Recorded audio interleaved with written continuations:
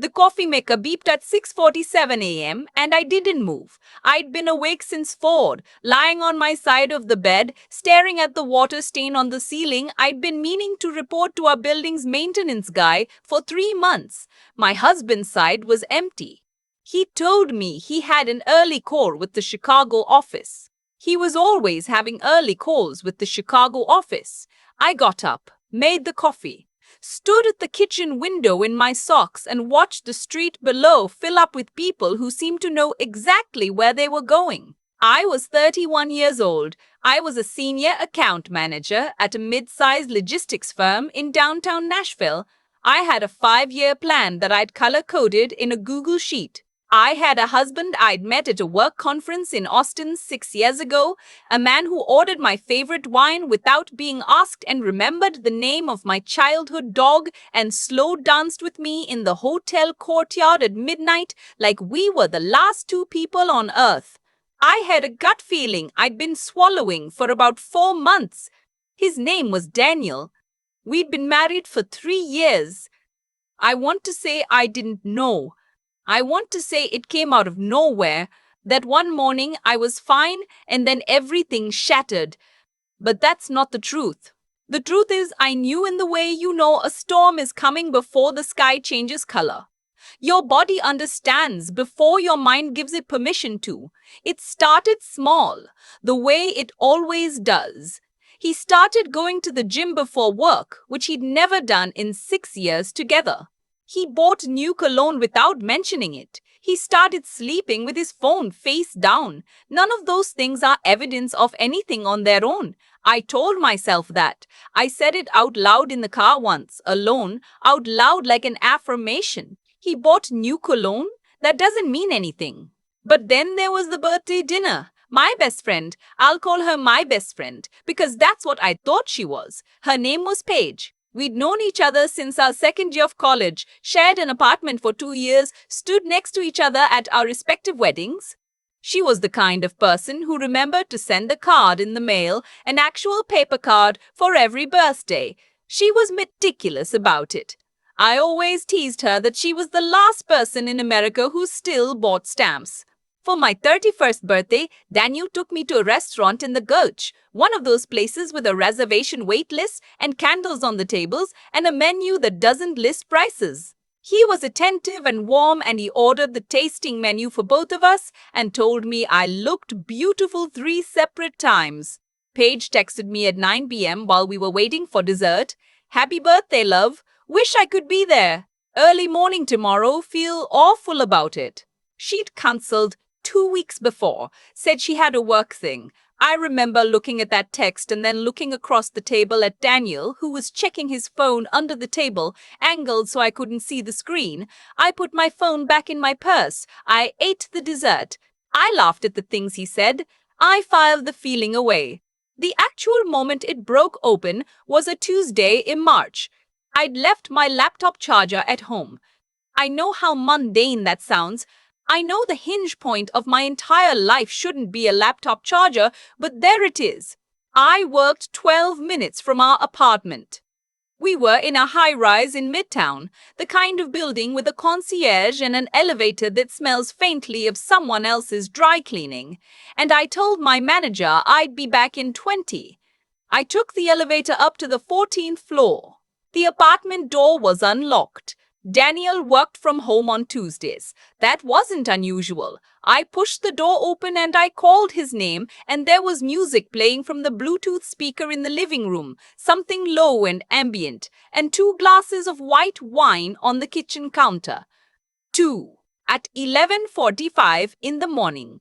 I didn't call his name again. I stood there in the entryway in my work blazer and I looked at those 2 glasses and I understood with a completeness that was almost peaceful what was happening. I took out my phone. I don't know why. Instinct, maybe? Self-preservation. Something in me that had been waiting for this moment and had already decided what to do. I opened the camera. And I walked to the hallway that led to our bedroom, and I pressed record. The door was open 4 inches. I didn't push it further. I didn't need to. I saw what I saw. I heard what I heard. Paige's laugh. The specific laugh I had heard for 13 years. The one she did when she was trying to be quiet. I stood there for somewhere between 5 seconds and 5 hours. I pressed stop. I walked back down the hallway. I picked up the charger that was sitting on the counter next to the coffee maker, and I let myself out. In the elevator, I looked at my own reflection in the mirrored doors, and I was surprised by how calm my face looked. I had expected to look destroyed. I looked like someone who had just confirmed a fact they already knew. I went back to work. I sat in a glass-walled conference room and took notes in a meeting about Q2 projections, and I did not cry. Not once. That night, I told Daniel I wasn't feeling well, and I slept in the guest room with the door locked, and I lay awake in the dark, and I let myself feel it, all of it. The 13 years of Paige, the 6 years of Daniel, the birthday dinner, the new cologne, the way he'd said, "I love you" just that morning over coffee, like it was nothing, like it was just a thing his mouth did. I felt it move through me like something physical, like a fever breaking, and when it was done, I started to think clearly. I called my mother's cousin, who is a family law attorney in Brentwood. Not my mother. I wasn't ready for my mother, just her cousin, who I'd met 4 times at Thanksgiving and who I knew to be discreet.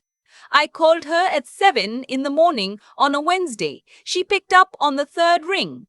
I told her I needed to know what I should be doing right now before I did anything. She told me. I wrote it down. What she told me was, document everything, don't move money, don't tip him off, and get your own financial picture clear before he has any idea what's coming. So that's what I did. I spent the next 3 weeks becoming a different kind of person, methodical, patient. I printed out 6 months of our joint bank statements and went through them line by line at the library on my lunch breaks because I didn't want any browser history on my home network. There were Venmo transactions to a contact labeled J-Work that had no explanation in any business expense I could find. There were 2 charges to a hotel in East Nashville on nights Daniel had told me he was playing poker with his friends from his old job. I screenshotted everything. I emailed it to myself and to my attorney. I also, quietly, made an appointment with my OBGYN. I want to be careful here about what I say and how I say it, because this part is mine.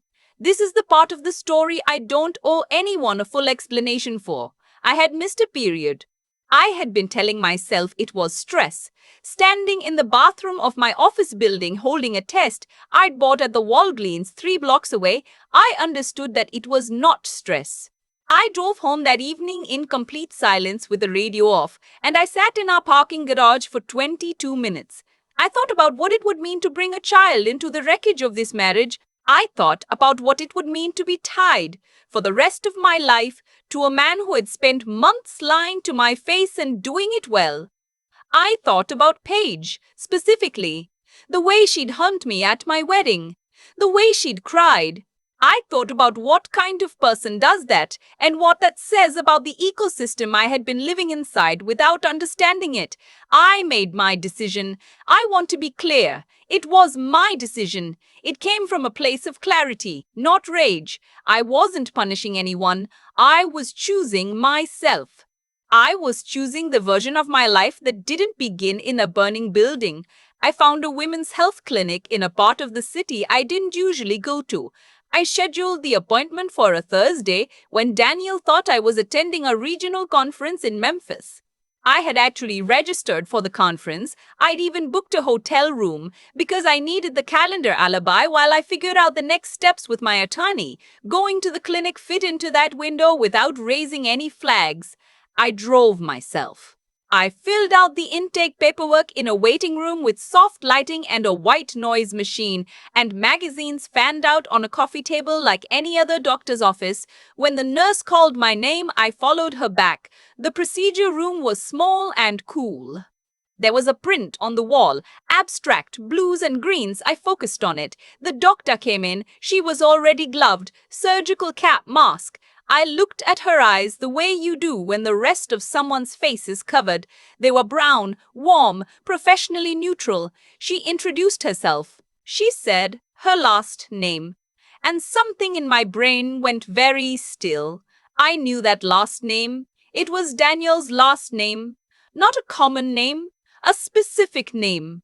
An unusual enough name that I'd made a joke about it when I first met his family at a dinner in Germantown the Thanksgiving before we got married. The doctor looked at the chart at the foot of the table.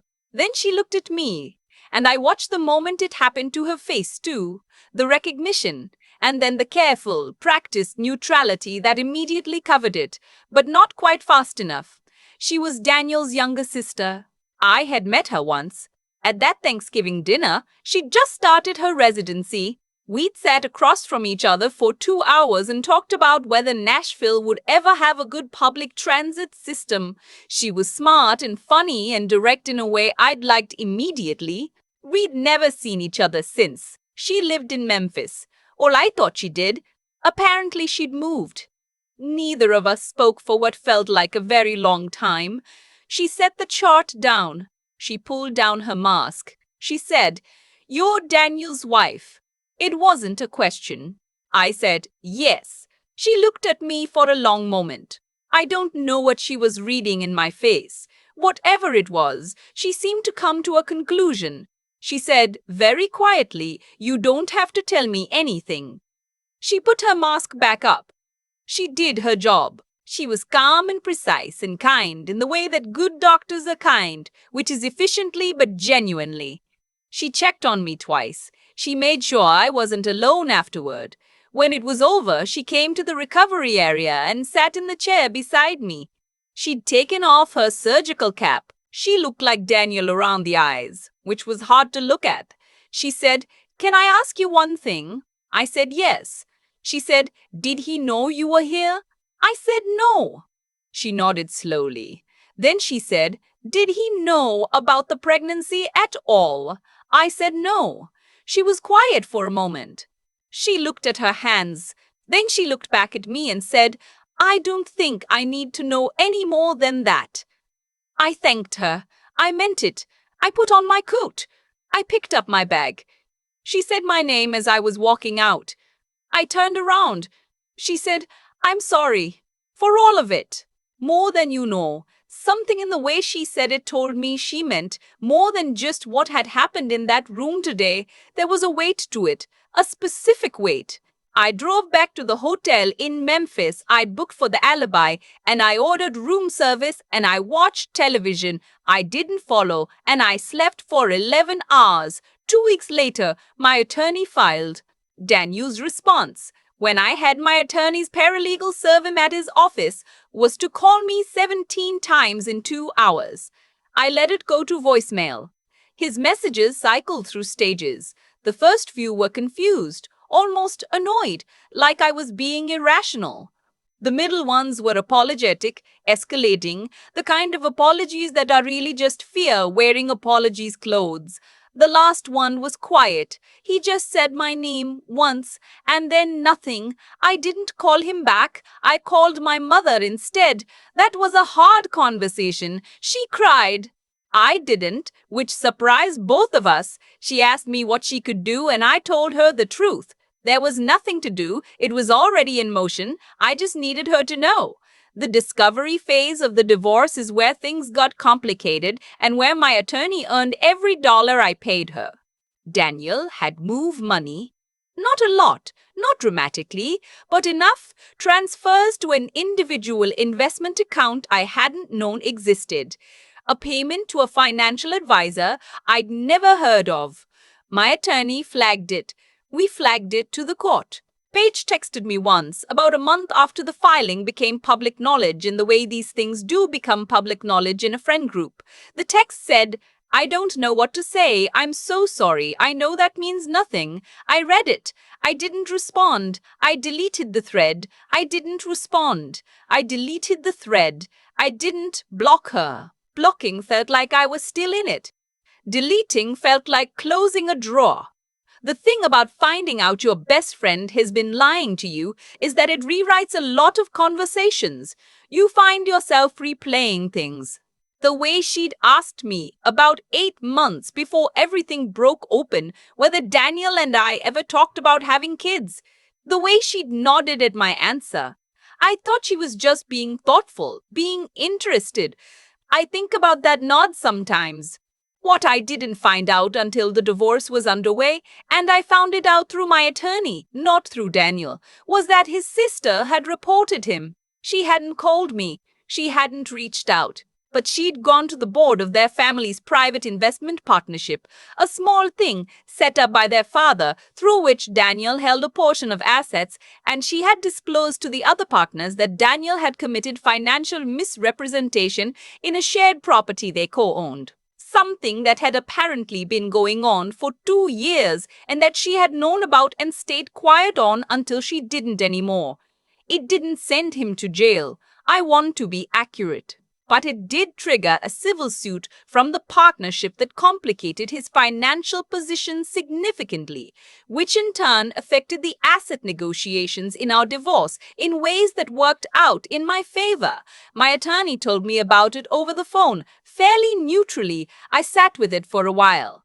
I thought about his sister, a woman I'd met twice, who had made a choice in a moment when she could have very easily made a different one. She didn't owe me anything.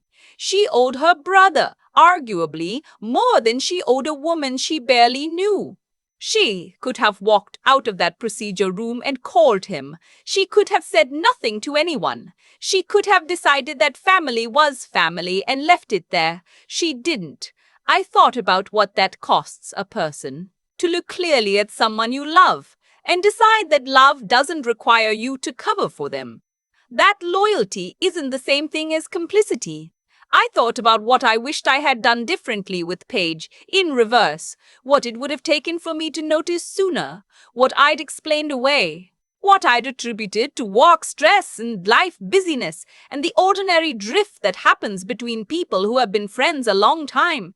I think what breaks you open afterward is not the betrayal itself. The betrayal is just an event. What really takes time is reckoning with the version of yourself that trusted completely, learning to trust again without dismantling yourself, understanding that you can be smart and careful and perceptive and still be lied to by people who are simply willing to lie. That's not a failure of yours. That's a failure of theirs. But you have to arrive at that understanding on your own schedule. Nobody can hand it to you. The divorce was finalized on a Thursday afternoon in November. My attorney called me while I was in a meeting. I stepped into the hallway. She gave me the summary. I said thank you. I went back to the meeting. I sold my share of the apartment back to Daniel as part of the settlement. He could have it. I found a place in East Nashville, a one-bedroom in a building with a small courtyard where someone had planted rosemary along the walkway. I liked that it smelled like something alive when you walked in. I moved in on a Saturday with a rented cargo van and the help of 2 co-workers and my mother, who flew in from Raleigh and who spent the entire day making the kind of practical, busy-handed love that some mothers are better at than words. She reorganized my kitchen while I assembled furniture. She didn't ask me how I was feeling. She just stayed. That night, I stood in my new kitchen, just mine, and I opened a bottle of wine I'd been saving. I bought it 2 years ago on a trip Daniel and I took to a vineyard outside of Charlottesville. I'd meant to save it for a special occasion. I'd been waiting to decide what was special enough. I poured a glass and I stood at my kitchen window and I looked out at the courtyard and the rosemary and the yellow light coming from the building across from me. I thought, this is it, actually. This is the occasion, not the end of something, the moment after the end, which is a different thing entirely. The moment when the noise stops and you realize the quiet isn't emptiness, it's just space. Space you get to fill with whatever you decide comes next. I took a sip. Somewhere in this city, there was a man who had looked me in the eye every day for 6 years and chosen repeatedly to lie. There was a woman who had hugged me at my wedding and smiled and known And somewhere in a clinic across town, a doctor had pulled down her mask and made a choice that cost her something for the sake of someone she barely knew. I thought about that a lot, that last part. I finished the glass. I rinsed it. I unpacked the last box, the one with the books, and I arranged them on the shelf in the order I felt like, which was not alphabetical and not by color and not by any system except the one that made sense to me in that moment. Then I went to bed. In the morning, I woke up early and lay there and listened to the sounds of my new street. A dog, a delivery truck, someone's radio through an open window, and I didn't move for a while. The feeling was so ordinary it caught me off guard. Just quiet. Just me. Just the ordinary particular morning that was mine now and nobody else's. I got up. I made coffee. I stood at the window. I thought, okay, that's enough. Let's go. I've thought a lot about cause and effect since all of this happened. Not in some abstract philosophical way, just in the practical, quiet way you think about things when the noise is finally gone and you're standing in your own kitchen at 7 in the morning with nobody else's schedule to work around. Daniel didn't become who he was overnight. That's the thing I had to sit with. The lying wasn't a single decision. It was 100 small decisions, each one building on the last, each one a little easier than the one before it. That's how people end up somewhere unrecognizable. Not one dramatic leap, but a slow drift, one compromise at a time, until the person they used to be is just a version they can barely remember. And Paige. I spent a long time being angry at Paige in a way I couldn't fully articulate, because the betrayal from a husband is one kind of wound.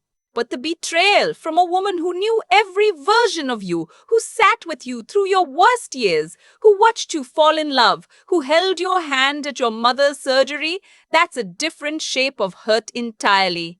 It goes into different places. It makes you question your own perception in ways that take longer to recover from. What I've come to understand is that none of what they did was actually about me.